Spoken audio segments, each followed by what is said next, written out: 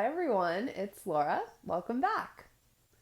So, Samkhya cosmology proposes two fundamental primordial realities, that of Purusha and Prakriti. Prakriti, embodying the manifest world and creative potential, is always changing and illusionary, while Purusha, or pure consciousness, signifies that of our underlying true nature and is unchanging. So, Prakriti is composed of the three gunas, the energies of creation that can be likened to our Western understanding of a proton, neutron, and electron. Guna can initially be translated to mean quality or property.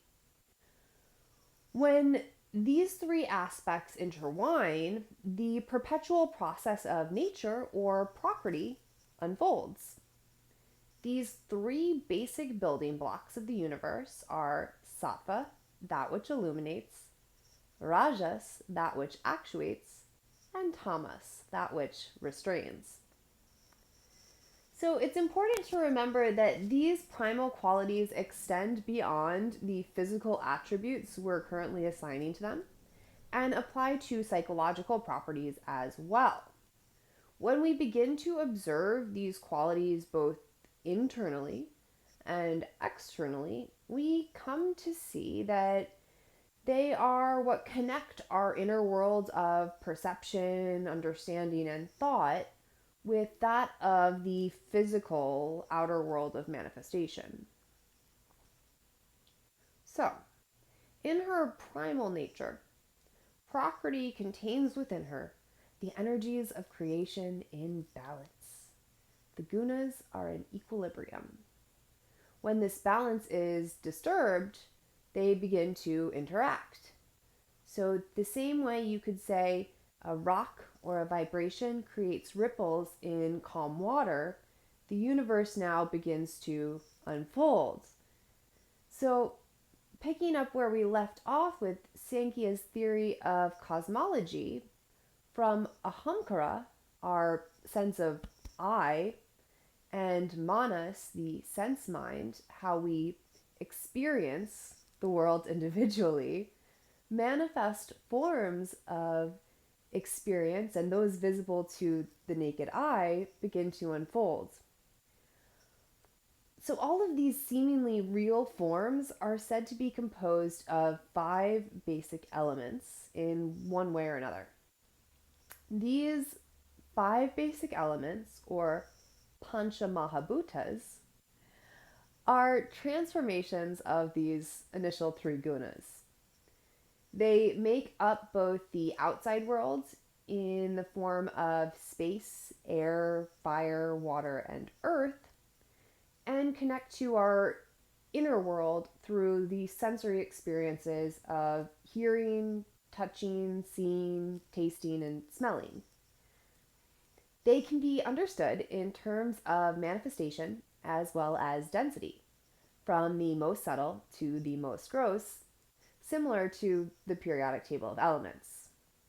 The Panchamahabhutas, or our five basic elements, are Akash, space, corresponding to sound, Vayu, or air, corresponding with touch, Agni, or fire, corresponding with sight, Jala, or water, corresponding with taste, and Prithvi, or earth, corresponding with smell.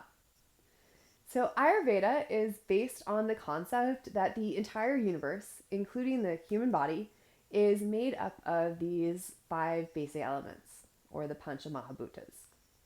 Traditionally, yoga provided the practices for the mind, and Ayurveda provided the practices for the body as well as its care.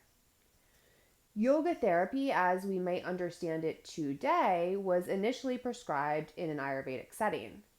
While yoga works with the goal of transcending the body, it also reminds us that our bodies are our vehicles that need to be well cared for if we ever hope to achieve this great goal. So, oftentimes, when we think of maybe the cleanliness or purity of the water we drink, we consider that more so than the container or cup it's in. If the container is not clean, the water we drink, no matter what, will end up getting dirty. The same applies when it comes to care of the body, mind, and spirit. If the body isn't clean, how can we even begin to expect that whatever we receive or put in it is going to remain clean? So it's for this reason that yoga and Ayurveda teach the importance of keeping the body and mind clean and healthy so that it can become this ideal vehicle for love and consciousness. So while Ayurveda is considered a medicinal system, its goal is similarly that of self-realization and peace and health for all.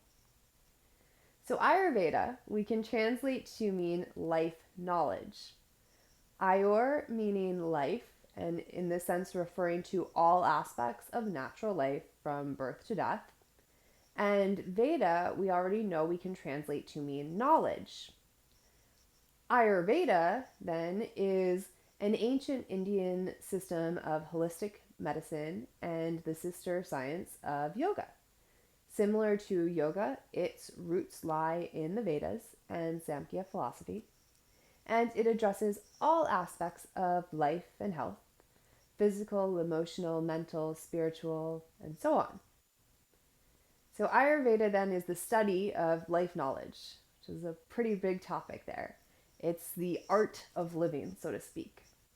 It describes diet, lifestyle, medicinal practices that are either beneficial or harmful for life and consciousness.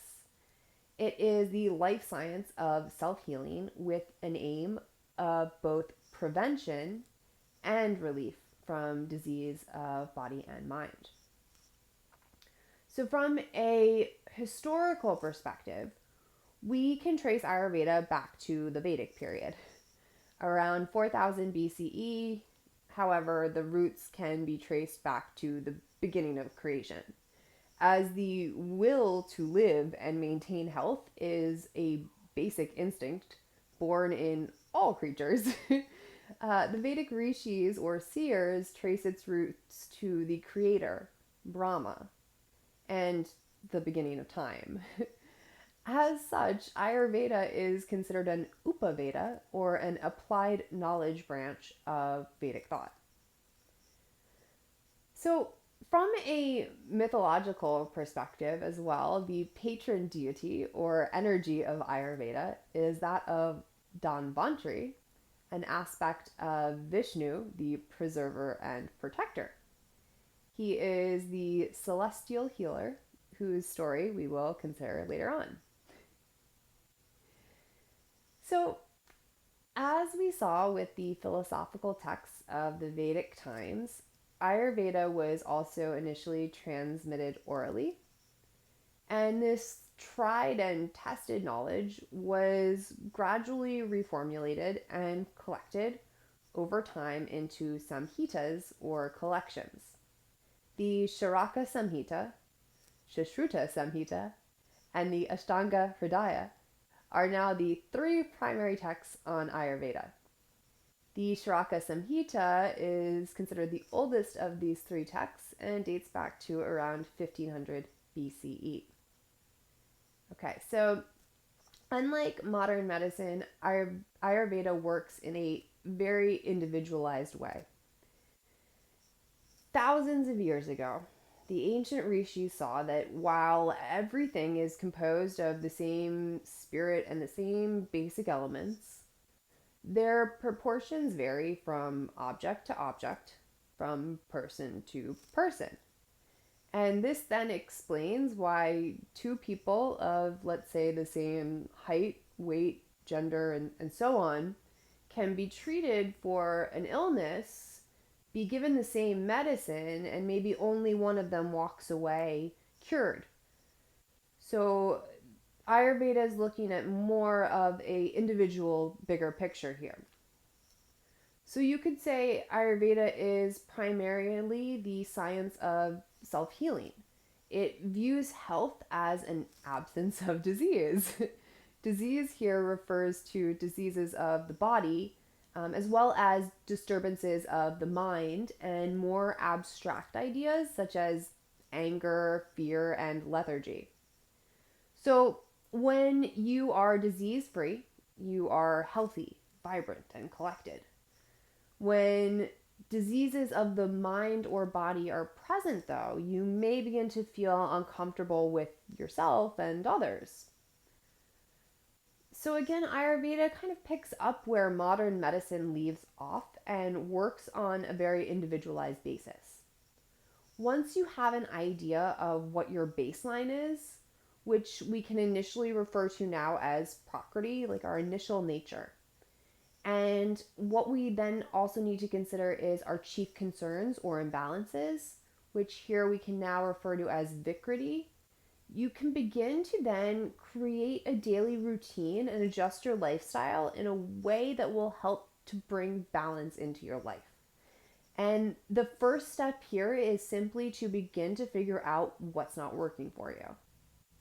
So, in this unit, we will consider Ayurveda's tridoshas, or three basic mind body types, as well as seasonal and daily lifestyle and diet recommendations that you can begin to implement both on and off the mat.